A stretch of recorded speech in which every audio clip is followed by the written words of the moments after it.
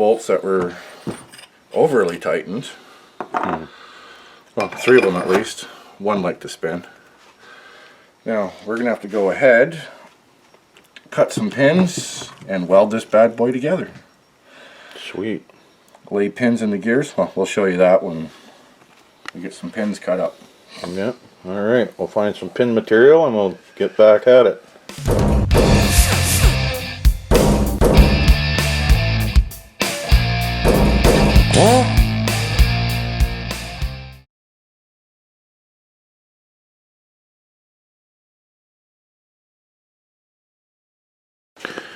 So here you can see in our spider gears, or maybe you can't see, we cut some metal rod to fit inside the teeth of the gears.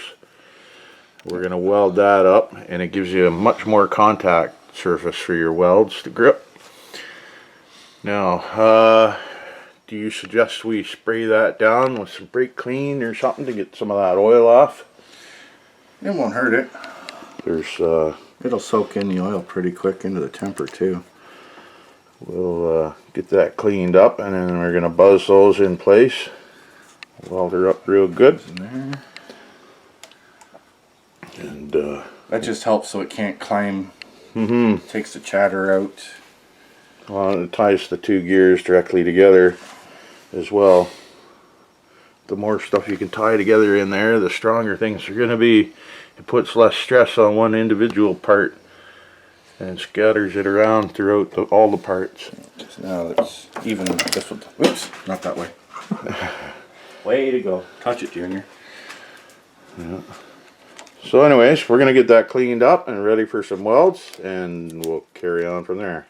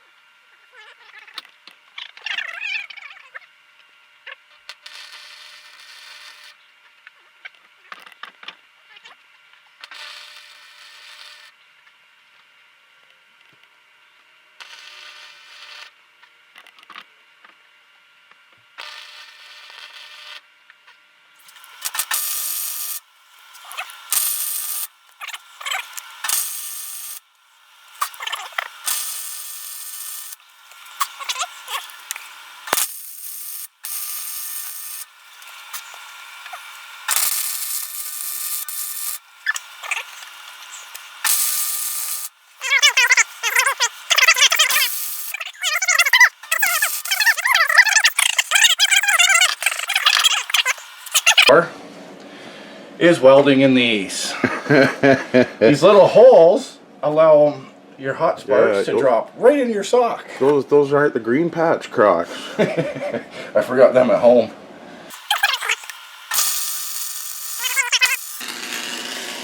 Because I've got mine on too out in the shop. Some pair of grandpas we are.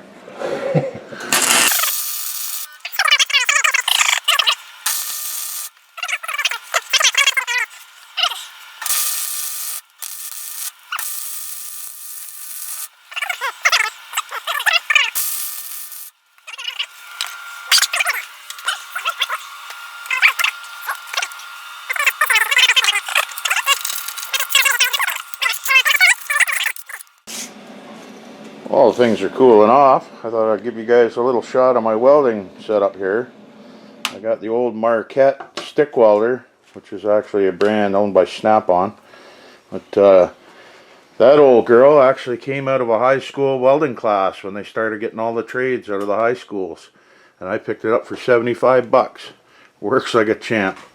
But I really haven't had to use it for anything for quite some time.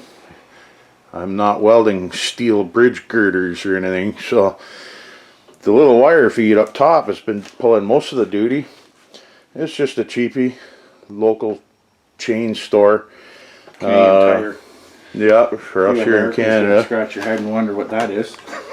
But they had them on sale one day when I was in there. My other one had bit the dust, so I picked this up for 300 bucks, and it's nothing fancy. The one upgrade I did do and I suggest anybody that's running these little wire feeds, is get yourself the 10-pound rolls.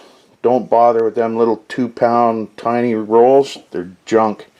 You go through wire, you run out of wire when you least need it to every time.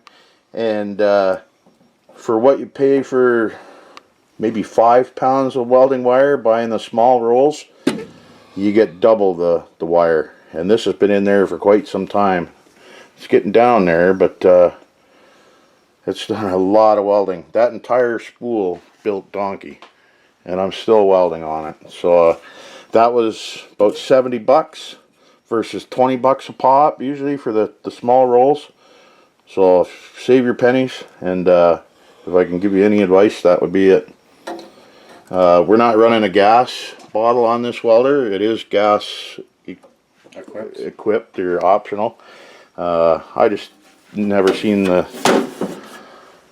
budgetary need for a bottle of gas for what they charge nowadays. So we just run flux core, nothing fancy. So as you can see, if you're doing stuff like this at home, you don't need a fancy high dollar rig. Cleans up pretty good. It welds like a welder should. So the I don't know if those welds are aware of the abuse that they're going to get sacked upon them, but they're going to learn real quick. You're going to learn today. Yeah. Well, what were you thinking of strapping to this? Well, this is getting set for my next build. I'm in a bit of a quandary, and maybe the viewers and Jerry, you can chime in with your opinion. I'm contemplating entering the LTF build-off this year. Ooh. I have a build in my head.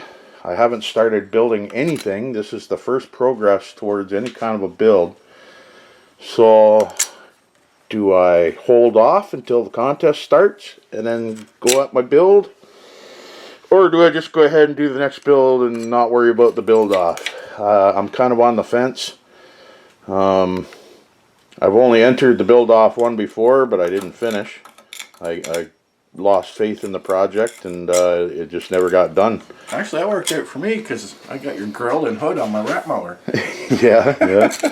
Hey, we don't throw stuff out. We recycle around here, so. Oh yeah, no mower goes to waste. No. But anyway, this is getting nice and cooled off here, so we're about ready for some reassembly. So we'll get set up for that, get things in the vise here. Touchable. And we'll carry on. No, so, here we are. Reassembly. Like some instructions and things you get, they tell you reassembly, the opposite of what you did to take it apart. And when you put your transaxle in the vise, make sure your axle doesn't line up with the axle stem, the vise stem. Words to live by. There we go. Kind of reminds me, you remember the old Deep Thoughts with Jack Handy? It was Mad TV or one of them used to do it. Yeah. Alright, this little puppy's fairly simple. One pin in that hole. That one lines up and then everything just drops back in there. All beautifully. Nice. That was the high-low assembly there. Yep, everything spins nicely. Precision gearing. Now, this big bad boy.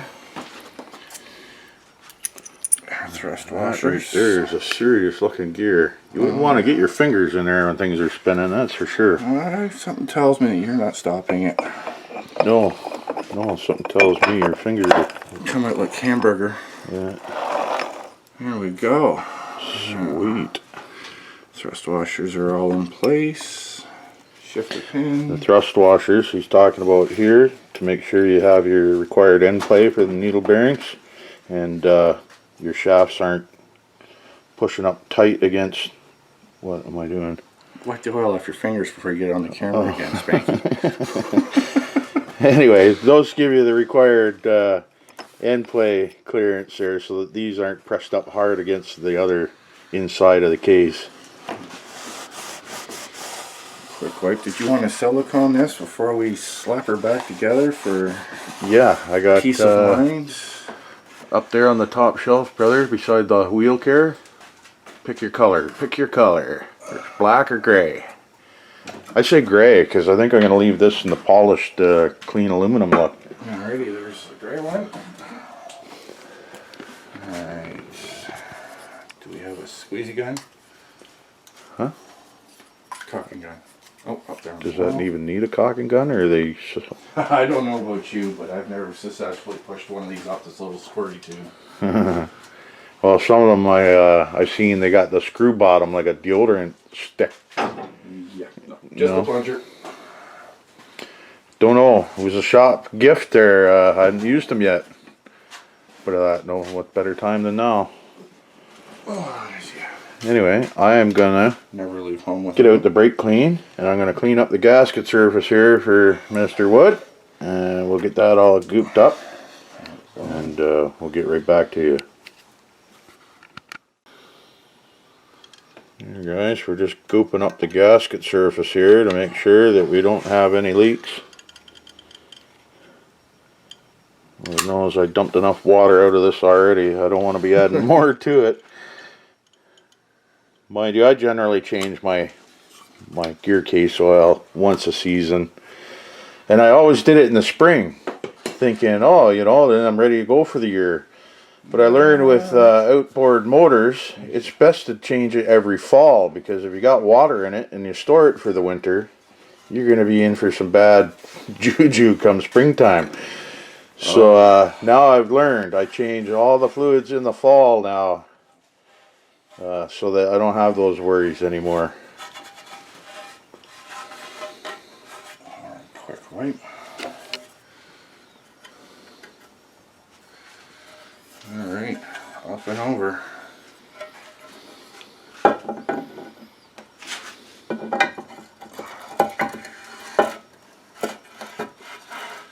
Go slow or sudden drop it. Okay, we're back on the dowel pins.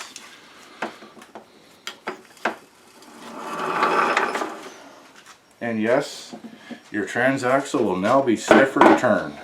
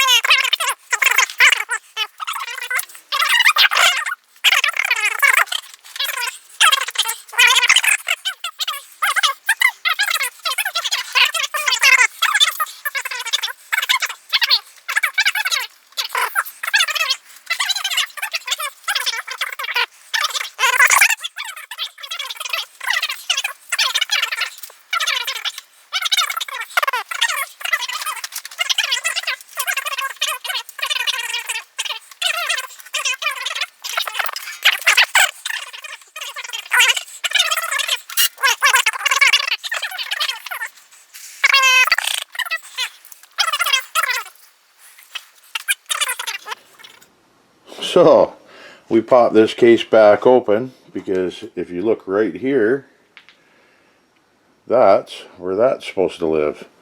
And that is basically just another thrust washer for end play on the case here, so it doesn't hit hard up against your carrier. Anyway, now we can put it back together and finish this project off. It's a good thing one of us noticed there, Jeremy's keen eye. Yeah, it was better here than mid-trail. Yeah. Because you know who's at fault then. Yeah, there you go. We all know. And if this goes Grenadeville. Alright, just to clarify, if it grenades from a lack of my welding ability, Yeah. it's on me.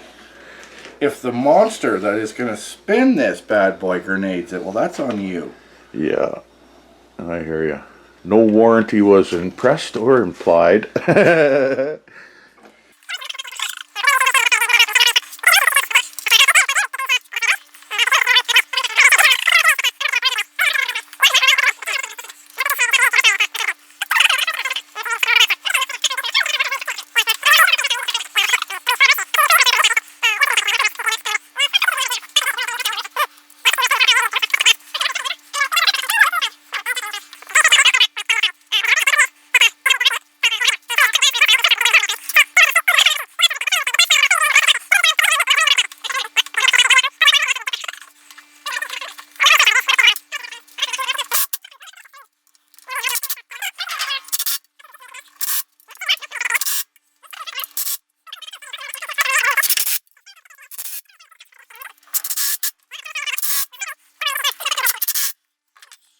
scoop that in after. But there you go, guys. You get the gist of it now. Yep, there's your locker there. What's up against it? But, yep, she's definitely locked up now.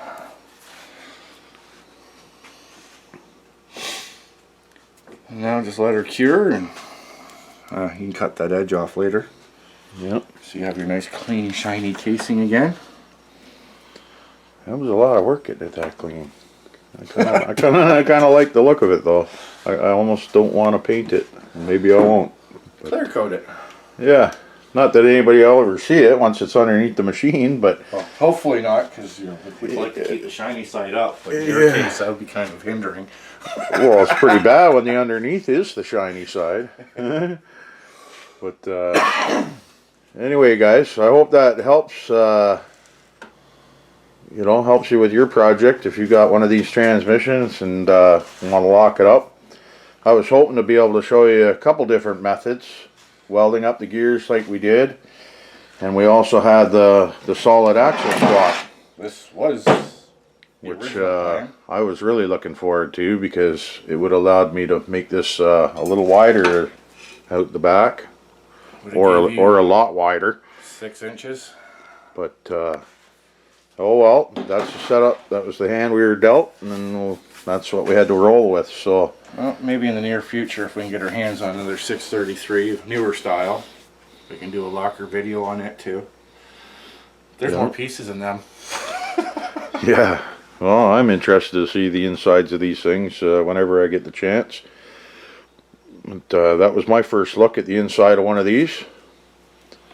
But good day, good successful job on the transmission, and I'm just dying to tell everybody what I want to do with it, but for now we're just going to leave it at that. But it was a good day having you here in the shop, Jeremy. Thanks for your help today, showing me what was what in there, because without a manual or anything, it's always good to have somebody that's done it before give you a hand. Not a problem, brother. Right on. On that note, thanks again to Black River Customs for coming out today. I hope you guys enjoyed our little video. You never know when there might be more collaboration videos. But for now, we're going to sign off, and you guys enjoy the rest of your weekend. Thanks for watching.